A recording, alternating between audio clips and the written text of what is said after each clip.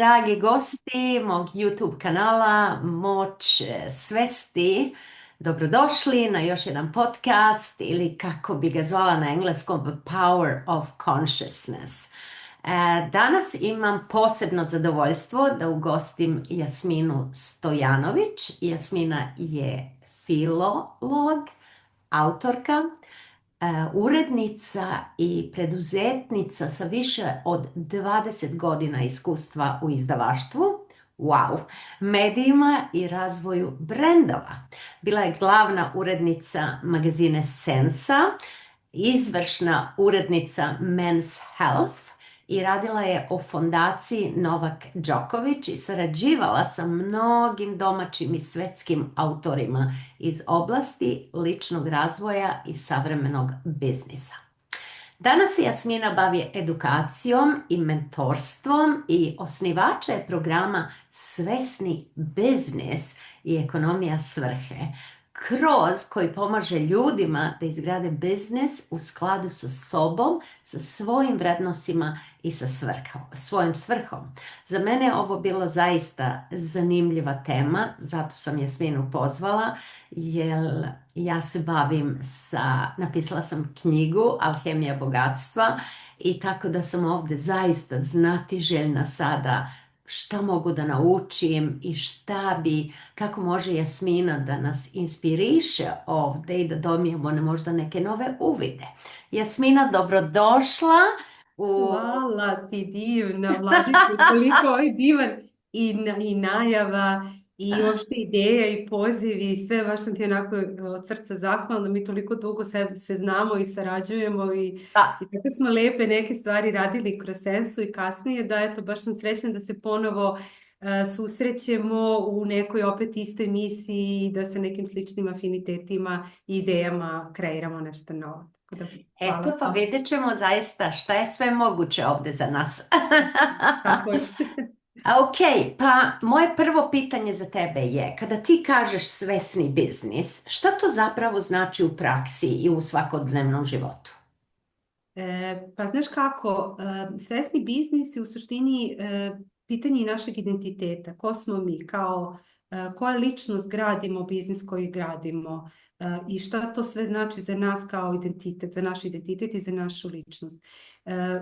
Svesni biznis se vrlo često povezuje sa održivošću i sa time da se mi bavimo zapravo nekim poslovima koji utiču na zajednicu, na planetu i koji zapravo pomažu zajednici i planeti. To jeste jedan veliki deo svesnog biznisa, ali ono čime se ja konkretno bavim jeste osvješćivanje sebe pre svega. Onoga šta smo mi, ko smo mi, koje su naše blokade, saboteri, uverenja, vrednosti, da li su naše vrednosti u skladu sa našim biznisom, da li smo postavili brand u skladu sa sopstvenim vrednostima ili smo samo izabrali nešto što je trenutno u trendu i što mislimo da bi nama bilo adekvatno i mislimo kao aha, ovo sada ide, ovo će biti dobro monetizovano, hajde time da se bavim, a zapravo uopšte nije u skladu sa našim vrednostima i sa našom ličnošću i onda mi prosto ne možemo da iznesemo nakon toga taj posao. Tako da to je jedan duboki rad u mom slučaju, onako kako sam ga ja postavila, to je zapravo jako dubok rad osvješćivanja onoga što mi jesmo, za koga radimo, šta radimo i na koji način radimo to što radimo.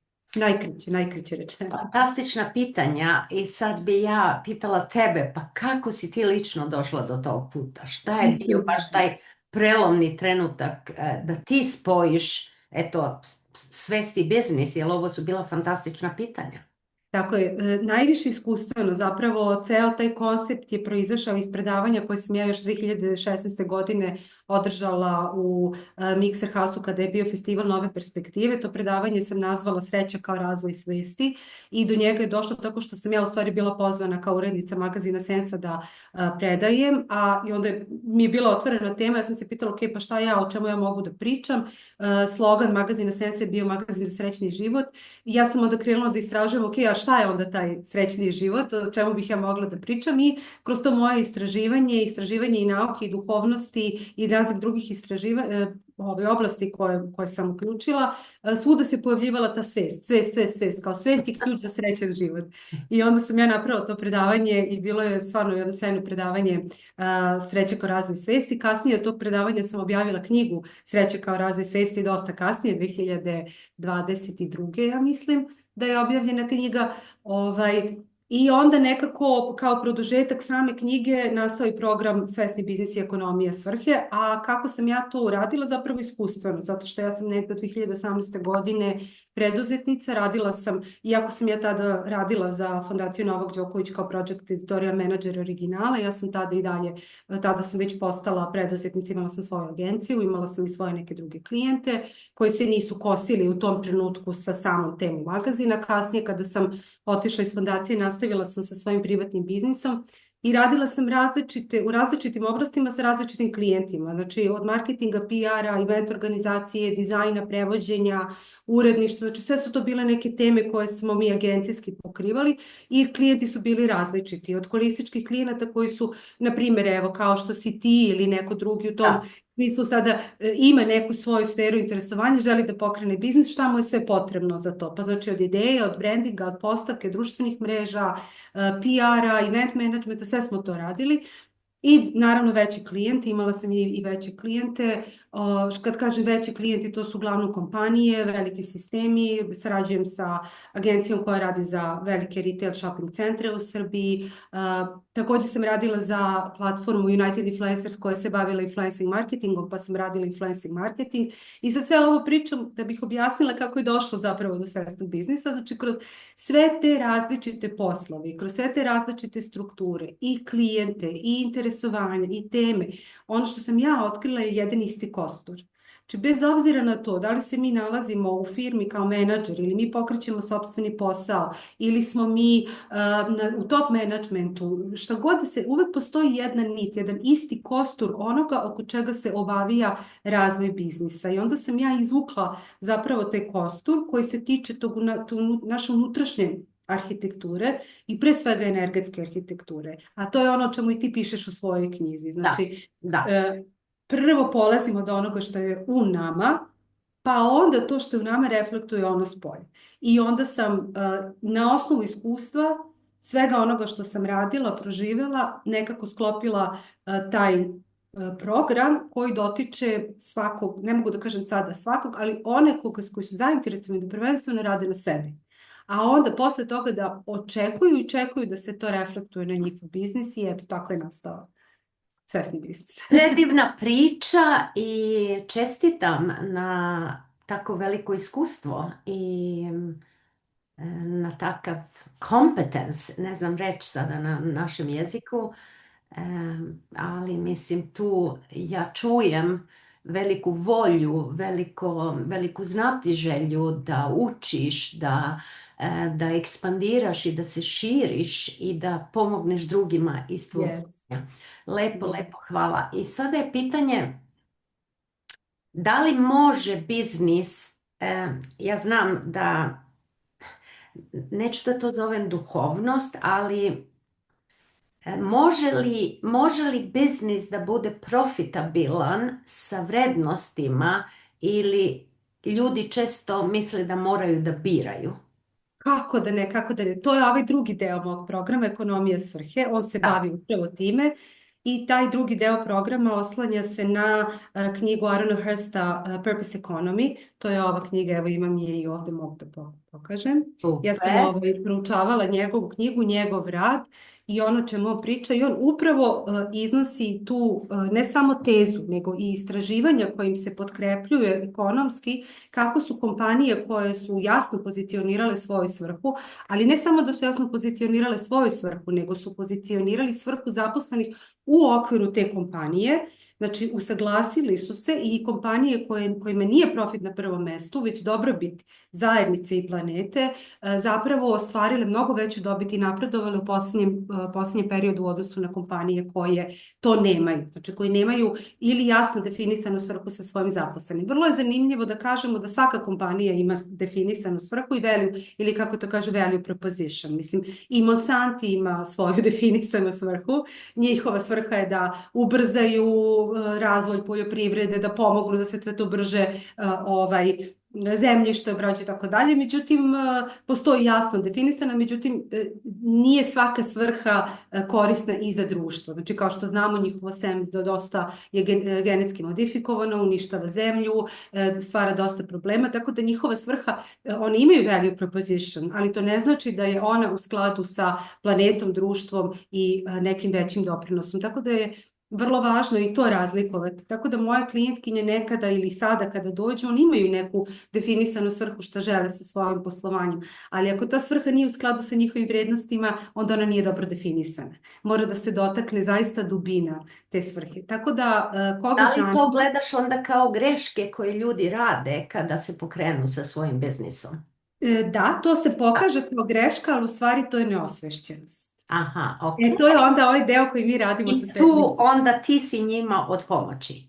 Da, zato što ja sam u međuvremenu i završila razne coaching tehnike, ja sam IC coach, IC business coach, NLP master, points of view facilitator, wing wave coach, znači mnogo toga sam završila i onda gde, da kažem, negde ja nastupam, onda kroz coaching i kroz razne energetske tehnike mi u stvari radimo na osvešćivanju toga šta je zapravo prava svrha, koje su vrednosti, kako to postaviti. Tu sam spojila te svoje veštine, znači ova neka biznis veština koja se gradila i na kraju ova edukacija u kojoj sam ulagala i vreme i energiju i onda također volim da kažem da ja ništa ne radim. Zašto? Zato što kada sam bila marketing menadžer konkretno u nekim slučajevima, pogotovo u malim biznisima, videla sam da kad mi kažemo treba ovako da se uradi, ovako treba da bude vizual, ove boje, znači mi nekako agencijski nametnemo branding i pravac tog biznis razvoja.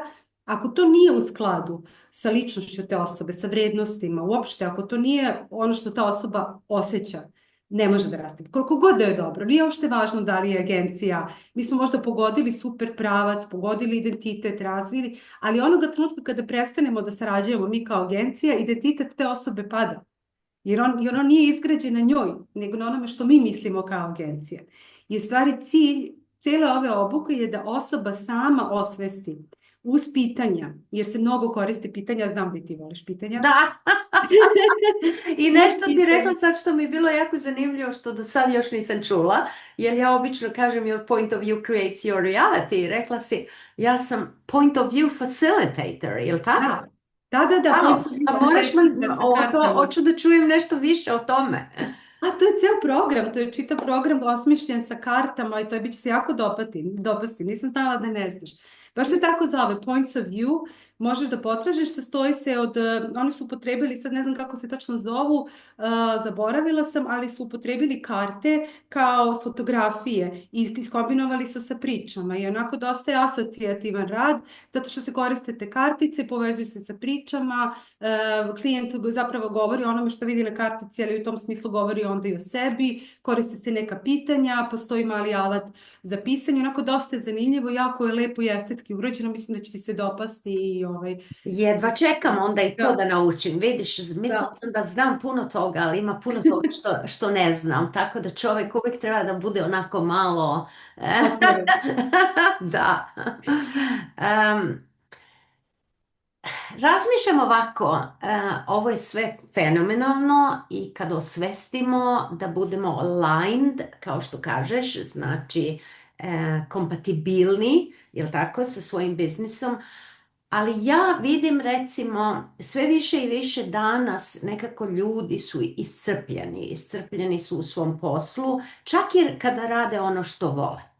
Da, to je to pitanje zapravo osvešćivanja svog identiteta. Aha. Tu se jako zanimljive stvari se dogode, recimo na edukacijama smo imali da jako dobro postave biznis, ali iz mentala. Iz onoga što misle da bi trebalo da se radi. I znači srce tu nije uključeno, hoćeš da kažeš? Ne bih rekla da nije srce, dosta se ide i srcem, ali prosto da neki delovi sebe nisu dovoljno osvešćeni. Ili nisu dovoljno priznati, nismo sami sebi neke stvari priznali, znaš. I onda to je jako individualno i to se na edukacijama dogode izuzetno važni aha momenti. Kao, aha, to sam znači ja, to zapravo ja volim. Evo daću primjer jedne, ona mi je prijateljica, tako da obično ne iznosim, znači uvek stavim napomenu da ono što je u grupi, ostaje u grupi, ako nemam dozvolu da o tome pričam. Ali ovo mi je bio jako zanimljiv slučaj i vrlo je važan evo u smislu ovog osvešćivanja. Mi u jednom modulu radimo ličnost brenda i radimo arhetipove, pa onda na osnovu arhetipova se radi ličnost brenda, jako je zanimljivo i napravila sam da se to radi kroz kolaž tehniku. Podsjeća na vision board, ali nije. I recimo ta polaznica je svoj brand koncipirala sasvim po svim pravilima savršeno, bez jedne greške, prema onome što je želela da komunicira ka publici. U smislu da je to coaching, psihoterapija u pitanju, kombinacija, znači ona je vrlo ozbiljna, boje su zemljane, svedene, bež, sivo, ona je u sakou, u odelu, komunicira sa publikom, znači apsolutno nema ni jedne greške. I šta smo mi onda radili na otkrivanju brenda i zapravo kroz ceo taj proces osvešćivanja, jer ja njih stalno ispitujem, stalno im dajem neka pitanja i zadatke da one čačkaju po sebi i onda smo radili te arhetipove brenda i onda sam im dala zadatak da naprave tu ličnost brenda i kad smo došli do nje, sad ja čekam da ona meni pokaže, ličnost brenda znači da se iskoriste iz raznih novina, fontovi, fotografije, boje i da recimo prema tom arhetipu se sklopi kako mi zamišljamo da bi ta ličnost izgledala. Pa može da bude magična, može da bude istraživač, avanturista, razne neke stvari. Da, radili sa time u coachingu, da. Jeste, to ima. I ona podiže svoj rad i rad pun neke bordo pink boje. I devojka u kupaćem kostimu, znači totalna suprotnost onome što je postavljeno kao brand. Ja sad marketinški njoj ne mogu da kažem pre toga ništa loše za ono što ona postavila kao brand, ali stalno se nešto, uvijek postoji neka prepreka i nikako da se napravi nekako proboj ka tome. Onda kad je ona meni pokazala zapravo ličnost svog brenda, da je to osoba koja je puna boja, koja je u nekom kupaćem kostimu, na plaži, znači to nema veze sa tim. Slobodna duša. Da. I onda sam ja bila kao wow, znači to si ti u stvari, ali to je bio trenutak i kada je ona osvestila tu svoju zapravo stranu koju nije izrazila kroz ovaj brand i onda smo nakon programa uveli tu boju, njen branding, radimo sada na tome da se razvije, pronašla je svoju nišu, pronašla je šta je to u čemu je ona najbolja, koja je njena diferencijacija na tržištu, pronašla je, da kažem, u tom smislu neku svoju svrhu, šta ona svojim radom može da radi, napravila je signature metodu koju će sada da plasira, tako da od tog trenutka nadalje šta se onda događa? Onda se događa ta lakoća. Zato što ljudi mešaju lakoću. Da, ovo je zaista divno sve to što kažeš. Ja sad vraćam ovaj film unazad kad sam ja otvorila svoje poslovanje. Mislim, ja ovu pomoć nisam imala od nikog, nego sam se nekako malo radiš ono, malo radiš ovo, malo ovo. I nekako sam putem učila sve što je bilo potrebno za jedno poslovanje. Jer razlika je biti poduzetnica, jer se tako kaže na našem, ili raditi u korporaciji.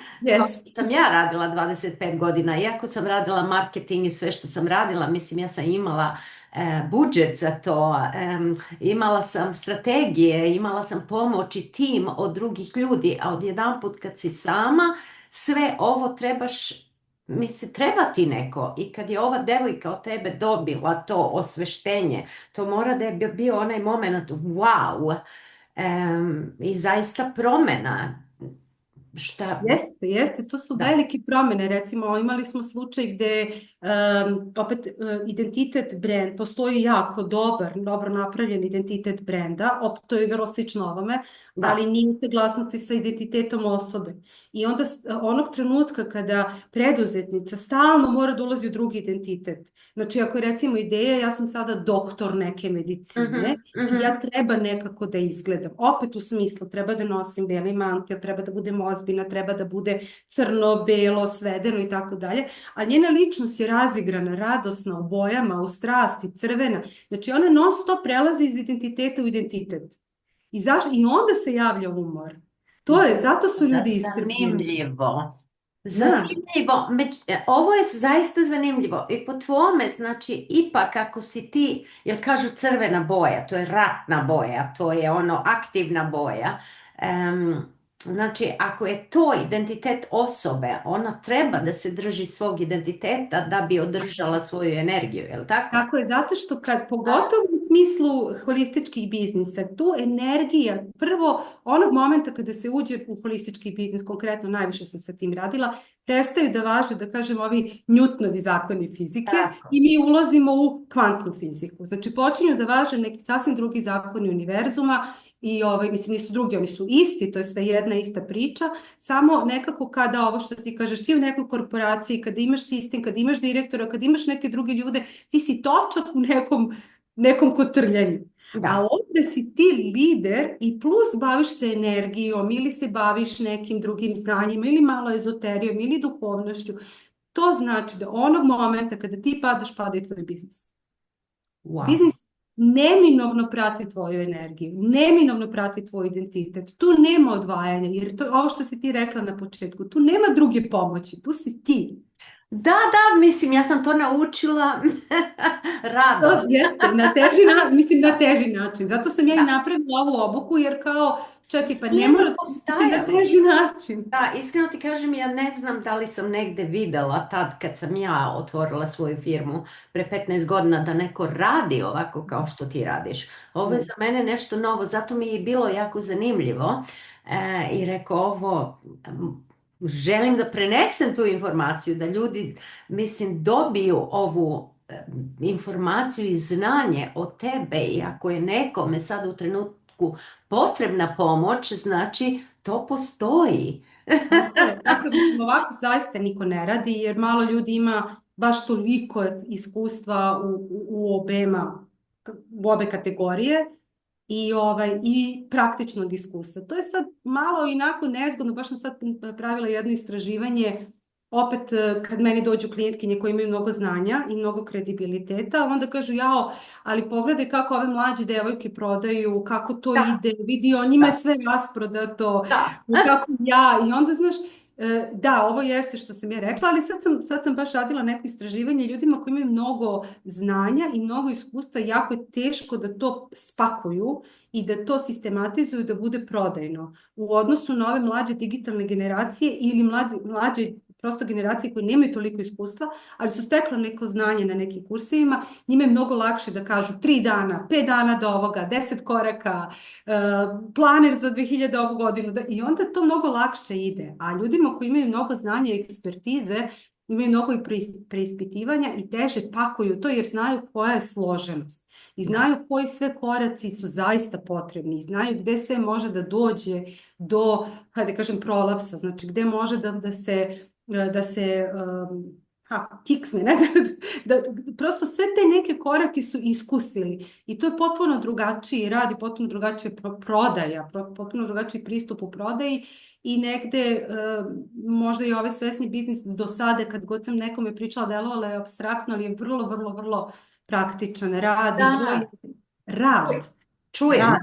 Da. Mi stvarno imamo 3 vikenda intenzivnog rada, oni dobijaju se vežbanke, pitanja, zadaci, i onda taj poslednji modul zapravo radimo na energetskim blokadama. Jer isto iskustveno šta sam videla, energetske tehnike super mogu da rade i da razgrade neka uverenja, da naprave prostor za neko novo, da kažemo, lakše disanje. Međutim, onoga trenutka ako osoba nema jasnoću, vrlo brzo se vrati u stare obrasce. Vrlo brzo. Znači, napravi si kao... Da, ovo hoću da se nadovezem na to. Trenutno imam jedan program koji se zove Probudi svetlost u sebi i to se radi u stvari malo više onako meditacije, opuštanje i rad na sebi. I juče sam imala pitanje recimo daj da povučemo energiju za samopouzdanje. I ja kažem, to je jako lepo, međutim, samopouzdanje je nešto na čemu treba da se radi, to je unutrašnji rad, to ne možeš, ne mogu sada ja tebi energetski da pomognem da mi sada očistimo tu energiju, jer neke stvari možeš da radiš energetski, međutim, kao što ti kažeš, ako ti nemaš jasnoću odakle ovo dolazi, kada sam ovo preuzela, ko mi je ovo uverenje dao, zašto ja biram ovo u ovom trenutku, mislim, Tako je. mi možemo energetski da dišemo, da se opustimo, da radimo koliko hoćemo. Moraš doći do osveštenja i do unutrašnje jasnoće. Tako je. A pa šta je važnije onda na početku, strategija ili unutrašnja jasnoća? Ja bih sad rekla unutrašnja jasnoća. Bez Da. toga strategija vrlo brzo pada u vodu, motivacija se vrlo brzo troši, entuzijazam opada i ostaje pitanje šta sad, ili kreću da rade programi, nisam dovoljno dobra, nisam dovoljno uporna, nisam dovoljno hrabra, nešto nisam dovoljno i onda dolazi ili počinju da menjaju poslove, gase firme, pokreću nove, ili menjaju agencije, ili menjaju saradnike i tako Da, jel dalje. misle da će biti bolje, jel tako? Da, ista stvar je i u privatnom poslu, mislim i u privatnom životu. Ako mi ne dobijemo jasnoću šta mi hoćemo sa našim životom, mi ćemo menjati partnere non stop i stalno nalaziti iste partnere, jel tako? Ili ćemo menjati firme non stop, a uvijek nailaziti na iste slučajeve. Znači, Da. ta unutrašnja jasnoća je toliko jedan važan faktor. I to Bezobrazan znam. ovaj univerzum. Bezobrazan univerzum. Uvijek nam šalje iste ljude. Gde ćete, znaš, kao gde ste krenuli ako ne znate gde ste krenuli. I ja imam na početku tog prvog modula, imam jednu vežbu koja se zove 5 minute pitch. Ti znaš i radila si u biznisu šta znači pitch i to je ja sam im dala 5 minuta, inače sada je pitch smanjen na manje od 2 minuta. 30 sekundi, jel tako? Tako nešto, da. Elevator pitch, kaže. Elevator pitch, znači to je ja sam im dala 5 minuta, verovala ili ne, na svakoj edukaciji možda 1 do 2 osobe odgovori na ta pitanja. Tačno. Wow. Ne samo tačno, da zna da odgovori na ta pitanja. A sve žene koje su bile su imale svoje privatne biznise ili su radile u kompanijama ili su onako dosta dobri studenti. Znači, vrlo su, da kažem, utemeljeni, sam uverene, došle na taj kurs.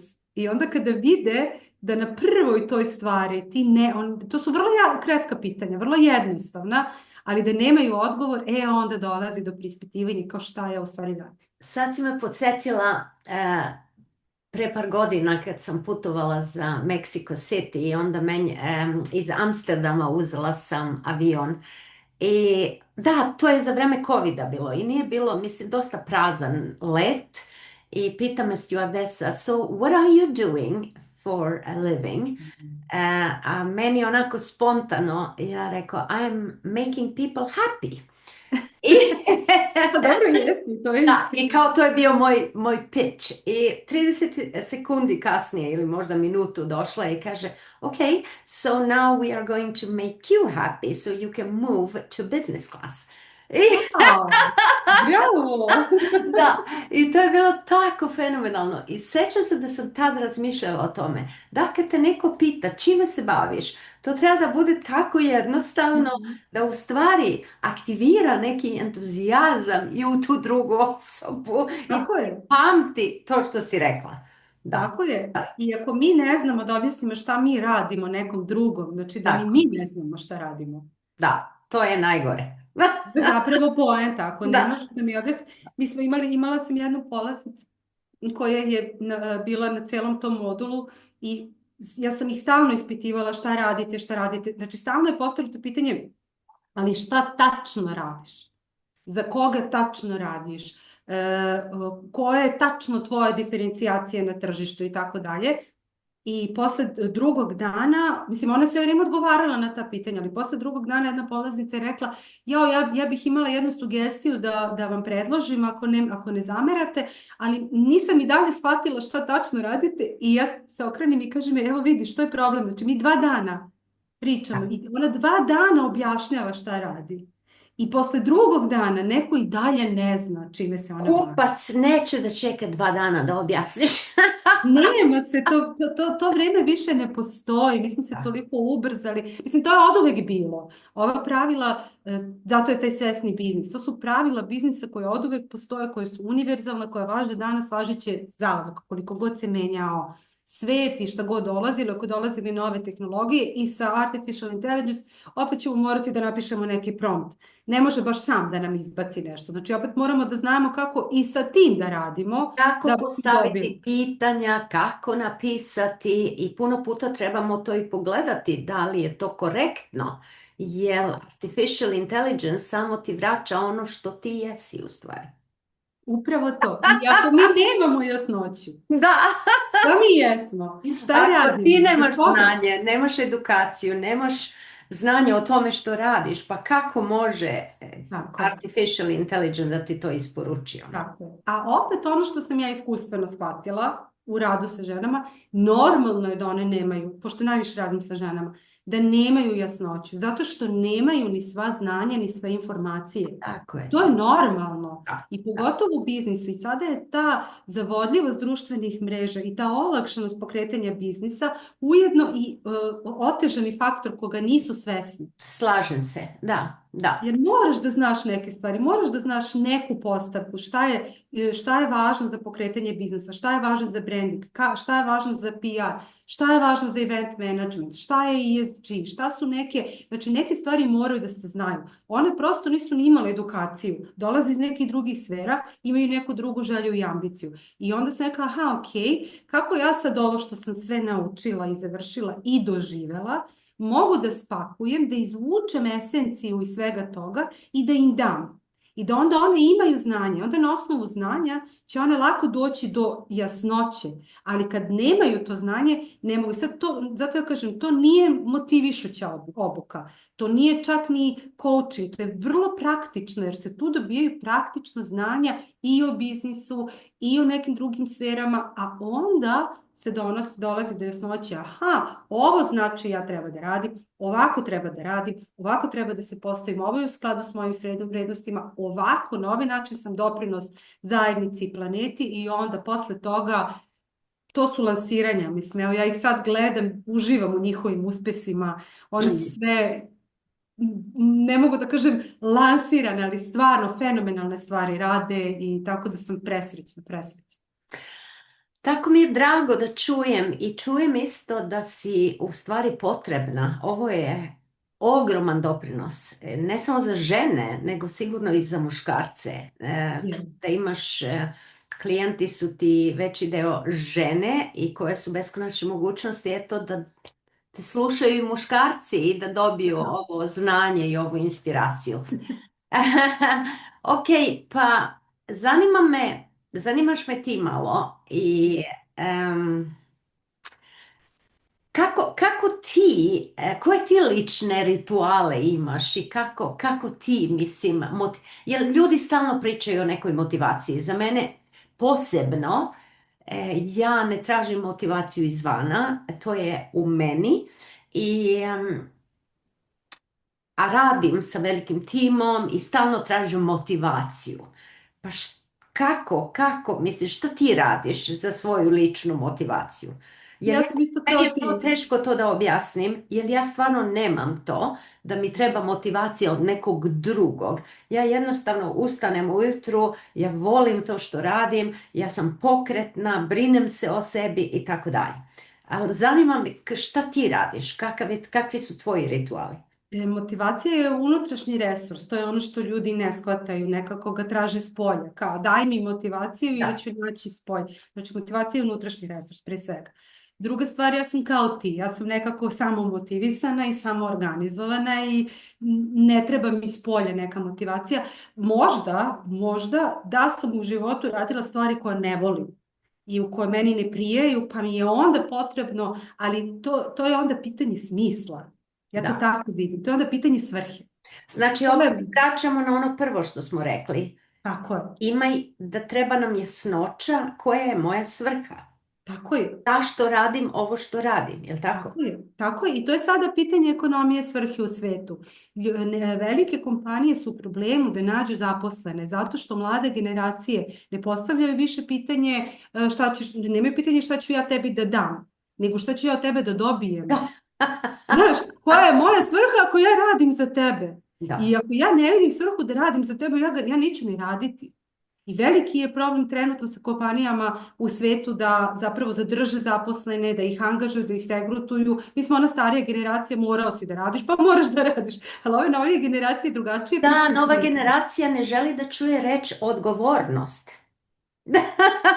Ja mislim da opet ne želi ako ne pronalazi svoju svrhu. Tako. Jel se Generation Z zovu ili kako se zove ta nova Ja mislim da je Z, ja nešto sa tim generacijama da, poburim, ali ovo što sam shvatila u stvari kada pogledaš uvek je pitanje da li prepoznaje osoba, osjeća da stvarno tu gde jeste ima neku svrhu, ima doprinos i ono što si ti malo pre rekla, voli to što radi. Jer ako i voliš, ako osjećaš da imaš svrhu, ako vidiš da si doprinos, onda tu nema pitanje traženja motivacije, to samo ide. Da. Ali ako si ti na mestu na kom ne voliš da budeš, radiš nešto što ne voliš, okružen si ljudima koje ne voliš, ne vidiš svrhu u tome, cijela poenta je da dobiješ platu, da dođeš kući da budeš nesrećan, da, onda ti treba motivacija. Ali u tom slučaju ja bih pre rekla, ajde dođi da nađemo to što ti voliš i da ti damo hrabrost da to što voliš ostvariš i da ti damo znanje da se u to pustiš i da imaš veštine da to ostvariš, onda više neće biti potrebno, to daj mi motivaciju s polja. Onda je to mehanizam koji sam ide i Da. nosi. I love it. Predivan razgovor sa tobom. Hvala ti puno i ovako razmišljam za kraj. Šta je jedna mala odluka što naši slušaoci, gledaoci mogu poneti sa sobom već danas o svesnom biznisu? Ajde da se vratimo na tu jasnoću. Jasnoću. Da žele da zaista malo dublje zađu u to i otkriju, da budu otvoreni da otkriju sebe i da malo razotkriju taj svoj biznis. I ja najviše volim da kažem sada, ja ne znam sve. Mislim da to kad kažemo pa ja znam, a imam i klijente koji dođu pa kažu, ali ja znam, za sve što kažem pa ja to znam. Kažem pa dobro, što si onda tu? Mislim, to kad mislimo da sve znamo nas dosta ograničava. Da kažu sebi, ok, možda ja ne znam sve. Ajde da vidim šta je to ne znam. Stvarno se slažem sa tobom tu, jer pre 6 mjeseci ja sam dodala u svom poslovanju još nešto. Znači, bavim se sa test basiranom ishranom i odlučila sam koliko god da znam, 15 godina radim, vodila hiljadite ljude, bili su mi na seminari i tako dalje, ali ovo ne znam, ovo novo ne znam. I onda sam dala sebi zadatak da ću da počnem kao da sam nova, kao da sam prvi dan stolicu pred učiteljicom. Bravo. I sve ću da slušam, da upijam i uradit ću onako kako mi se predloži i kaže, zato što ovi ljudi koji to rade i toliko su uspešni, pa sigurno zna nešto što ja ne znam. I mogu ti reći da je to bila jedna fantastična škola i za 3 mjeseca imam neke rezultate koji neki nemaju za par godina. I onda sam shvatila, budi humble, kako se ona kaže, ne da osjećaš da si ponizan, nego spusti barijere dole, slušaj, postavi pitanja, nemoj da se braniš, nemaš čega da se braniš. Tako je. I tako da kad bi došla kod tebe i nešto od tebe naučila, eto, ja znam da bi tako radila, ja bi spustila sve barijere i da slušam šta ti imaš meni da kažeš o svesnom biznisu, jer ako ti educiraš druge ljude, baviš se sa time, pa sigurno znaš više od mene. I ako vodim svoju firmu 15 godina. To jeste tako. Znaš što je najljepše? Samo ću još ovo da uskočim sa ovim pa ćemo završiti. Meni je najljepše kada zapravo kroz deljenje tih informacija, znanja i veština osoba sama dođe do rješenja. Šta je, koje, definicije svog poslovanja i tako dalje. To je trenutak kada ja znam da će to stvarno da radi. Kada ona sama smisli. Zato ja kažem, ne, ja ništa ne radim, ja vas samo vodim. Ona posle meni kaže, ne, ti sve radiš. Ako jeste, ali ja vas vodim da vi nađete, da dođete do toga i onda ta rečenica, taj opis posla, taj naziv firme, taj logo, taj brand, i to je pravo. Da. Niko ti nije rekao tako ti treba, nego to došlo iz unutrašnjeg dela bića. I to je zasijalo u toj osobi. To ne može da ne radi. Ne može, to je taj moment svrhe. Onda kreće drugi zakoni da radi i onda dolazimo do one lakoće koju ljudi mešaju kad misle kao lakoća i u stvari, ne znam, malo mi deluje da mešaju sa lenjošću. Ne, lakoća je kada si zaista poravnat sa svojom svrhom i kada radiš kada si doprinos drugim ljudima, kada doprinosiš ovom svetu, onda dolazi do te lakoće da se stvari otvaraju. Ja uvek njima kažem na edukaciji i onda počinju da se pojavljaju vrata tamo gde nije bilo ni prozora. Eto, to je pojem. Istina, bolje nisam mogla ovo da kažem. To je istinska lakoća, da. I mislim, život će uvek doneti izazove, nova iskustva. Lakoća je biti prisutan u svemu tome i prihvatiti to. Da. Tako je. Hvala ti najlepše. Rekla si da imaš jedan poklon za nas. Da, poklanjam dve stvari. Poklonit ću popust za edukaciju Svesni biznis ekonomije svrhe koja je u martu, počinje 21. marta, tako da ko se prijavi do 15. marta, poslala sam ti, pa vi stavite tamo u opisu ovog videa, u opisu videa kako ono na Reelsima rade. Da, u opisu videa su uputstva i također poklanjam knjige Sreće kao razvoj svesti, tako da i to će biti u opisu videa i nadam se, voljela bih stvarno da budu doprinos nekome da pokrene, preokrene, uobliči, zasija i nekako uživa u svom životu prije svega. Velikodušnost, to volimo. Hvala najlepše. Kaži mi i reci gde da te nađu? Da, mogu najviše da me pronađu na Instagram nalogu Jasmina Janković-Stojanović, ali mogu i da prate sajt vremeza.com. Tu je moj portal gde sam malo objedinila sensu i original, da tako kažem, tako da je nešto između te dve stvari, malo holistički, malo preduzetnički, tako da tu ima i dosta tekstova o svesnom biznisu i ekonomiji svrhe koje sam pisala, ima tekstova o prethodnim ciklusima, mogu da pročitaju utiske prethodnih polaznica, da vide uopšte o čemu se tu radi, koji su rezultati ostvareni. Tako da to su recimo dva kanala koje bih preporučila, a sve ostalo ima mail, tako da mogu i putem maila da mi se obrati. I kad je sljedeća edukacija? Sljedeća edukacija, znači ova prva je u martu, sljedeća je u septembru. Uvek sam ih stavila da bude 2 puta godišnje, proleće i jesen, tako da ima se malo vremena i između, a i nekako počinjemo to rascvetavanje na proleće, a na jesen ulazimo u tu malo mirniju zimsku fazu i tako dalje. Fantastično, baš se osjećam sada onako puna energije i inspirativna si, hvala ti puno.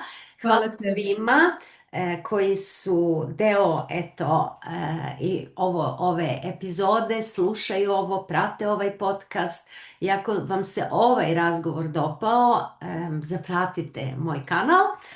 Kliknite subscribe i podelite epizodu sa nekim kome je ovo potrebno, kome je svestan biznis potreban i ko traži Jasminu tamo negde.